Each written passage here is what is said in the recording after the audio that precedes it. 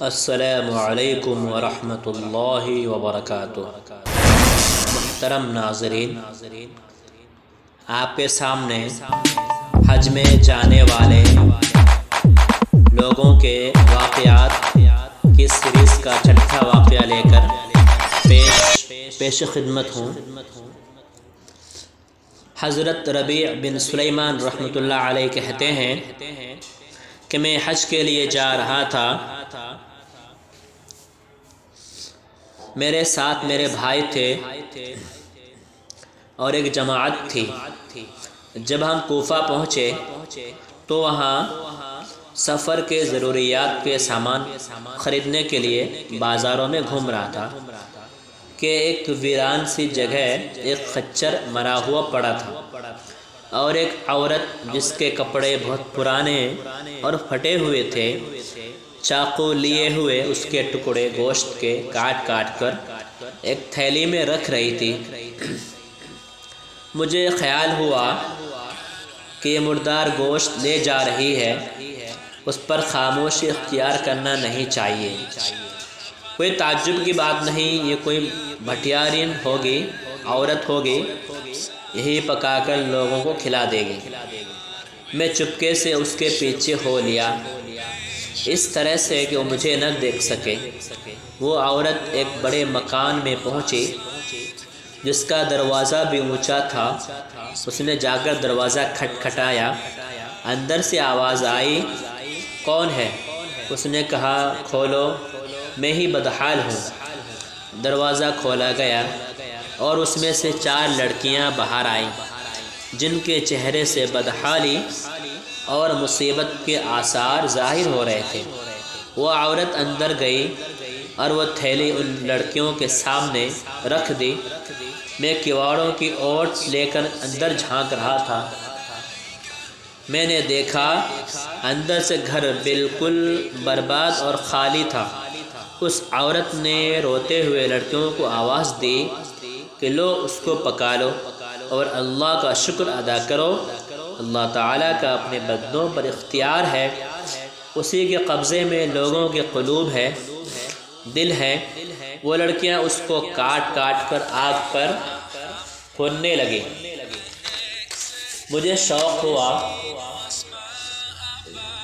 اور ساتھ میں بہت پریشانی بھی ہوئی، دل تنگ ہوا۔ میں نے باہر سے آواز دی، اے اللہ کی بندی، اللہ کے واسطے اس کو نہ کھاؤ۔ وہ کہنے لگی، تو کون ہے؟ میں نے کہا، ایک پردیسی ہوں۔ کہنے لگی، اے پردیسی، تو ہم سے کیا چاہتا ہے؟ ہم خود ہی مقدر کے قیدی ہیں، 3 سال سے ہمارا نہ کوئی معین و مددگار ہے، تو ہم سے آخر چاہتا کیا ہے؟ میں نے کہا، مجوسیوں، یعنی آگ کی عبادت کرنے والوں کو مجوسی کہتے ہیں، مجوسیوں کے ایک فرقے کے سوا مردار کا کھانا کسی مذہب میں جائز نہیں۔ وہ کہنے لگی، ہم خاندان نبوت کے شریف سید ہیں، ان لڑکیوں کا باپ بڑا شریف تھا، وہ اپنے ہی جیسے شریف لوگوں سے ان کا نکاح کرنا چاہتا تھا۔ اس کی نوبت نہیں آئی اور اس کا انتقال ہو گیا۔ جو ترکہ یعنی میراث اس نے چھوڑا تھا وہ ختم ہو گیا۔ ہمیں معلوم ہے کہ مردار کھانا جائز نہیں، لیکن اضطرار میں یعنی مجبوری کی حالت میں جائز ہو جاتا ہے۔ ہمارا 4 دن کا فاقہ ہے۔ ربیع رحمۃ اللہ علیہ کہتے ہیں، اس کے حالات سن کر مجھے رونا آ گیا اور میں روتا ہوا بے چین دل سے وہاں سے واپس ہوا اور میں نے اپنے بھائی سے آ کر کہا کہ میرا تو حج کا ارادہ نہیں رہا۔ اس نے مجھے بہت سمجھایا، حج کے فضائل بتائے کہ حاجی ایسی حالت میں لوٹتا ہے تو اس پر کوئی گناہ نہیں رہتا، وغیرہ وغیرہ۔ میں نے کہا، بس لمبی چوڑی باتیں نہ کرو۔ میں نے اپنے کپڑے اور احرام کی چادریں اور جو سامان میرے ساتھ تھا وہ سب لیا اور نقد 600 درہم تھے وہ لیے اور ان میں سے 100 درہم کا آٹا خریدا اور 100 درہم کا کپڑا خریدا، اور باقی درہم جو بچے وہ آٹے میں چھپا کر اس بڑھیا کے گھر پہنچا، اور یہ سب سامان اور آٹا وغیرہ اس کو دے دیا۔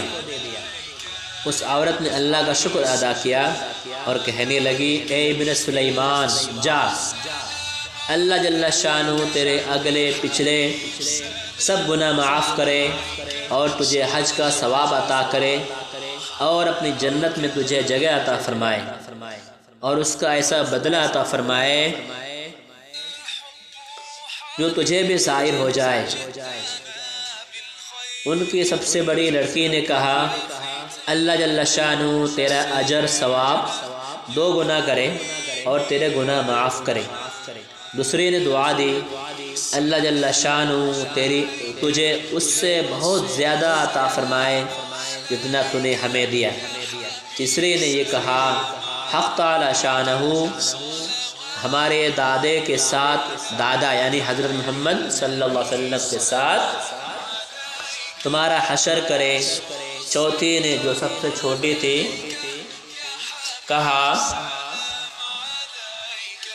اے اللہ، جس نے ہم پر احسان کیا تو اس کا نعم البدل اس کو عطا کر اور اس کے اگلے پچھلے سارے گناہ معاف کر۔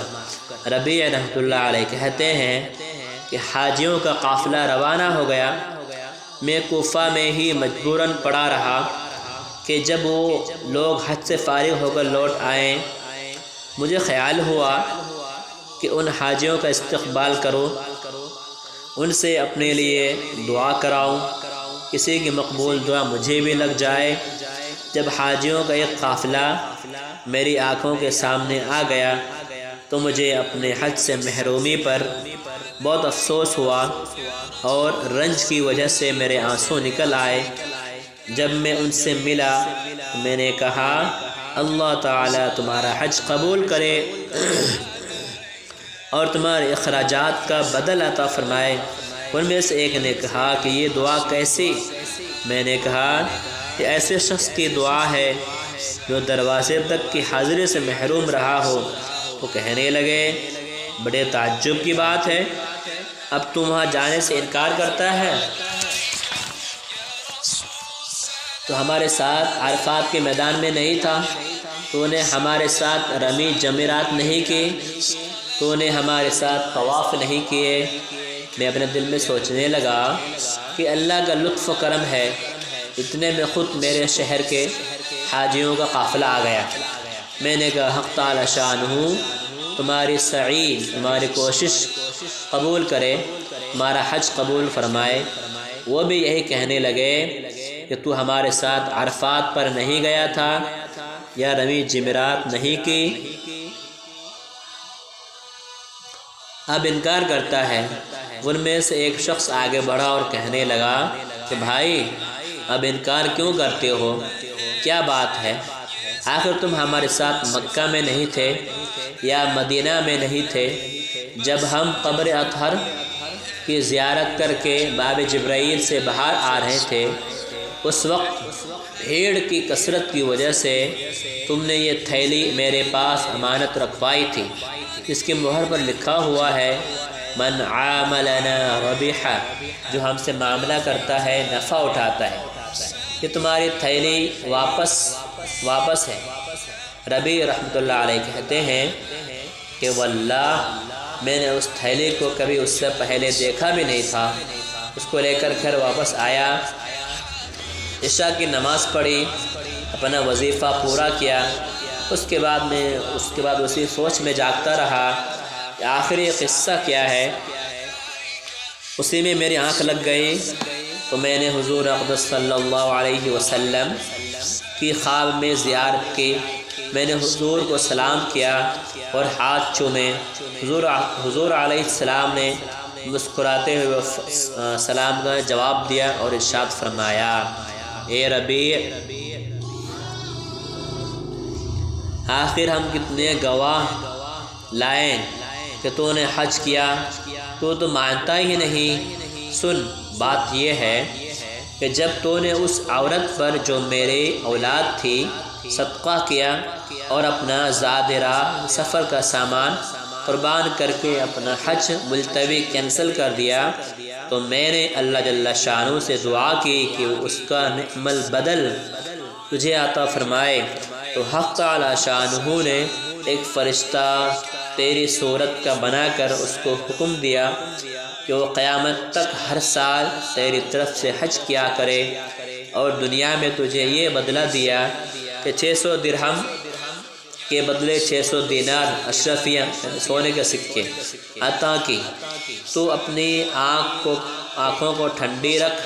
پھر حضور صلی اللہ علیہ وسلم نے بھی یہی الفاظ ارشاد فرمائے، من عاملنا ربیح، ربیع رحمۃ اللہ علیہ کہتے ہیں جب میں سو کر اٹھا تو اس تھیلی کو کھولا، اس میں 600 اشرفیاں تھی۔